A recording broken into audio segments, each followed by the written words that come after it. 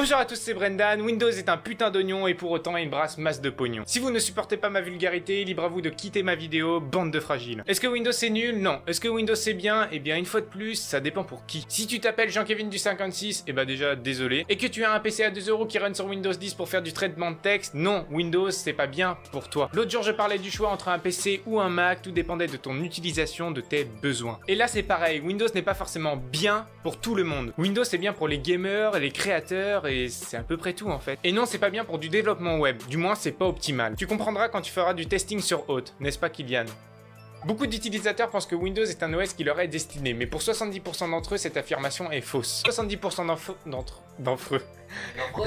C'est pas parce qu'un vendeur de la Fnac te vend un PC avec Windows que c'est fait pour toi. Surtout pour du développement web, n'est-ce pas Kylian? Merci le badge. Si tu fais de la bureautique, de la programmation ou de l'administration de système, penche-toi sur une distro Linux. Ce sont des systèmes qui répondront mieux à tes besoins. Oui, car il y a aussi des gens qui administrent depuis une VM Linux sur un PC qui tourne sur Windows. Bordel! Bon, outre le fait qu'il soit développé en Rolling Realize et que ce soit un oignon super lourd, ce système est loin d'être nul. Il est même excellent pour certaines utilisations. Par exemple, pour le gaming, ce système est monstrueux. Et les gamers linuxiens, venez pas rager, les distros Linux sont clairement pas de taille. En fait, les jeux sont optimisés pour Windows. Pourquoi? Bah tout simplement car les développeurs s'en branlent des autres plateformes, un peu comme Snapchat avec Android.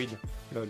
Prends deux machines super puissantes et identiques, mais en une sur Debian et une sur Windows. Teste le même jeu en haute qualité sur ces deux OS et tu verras la différence graphique. Ouais, mais c'est pas grand chose pour toi, mais pour un passionné perfectionniste, non. Deuxième exemple, les créateurs, exemple tout autant monstrueux. J'ai une question pour vous, quelle est la suite de montage vidéo pro la plus utilisée au monde?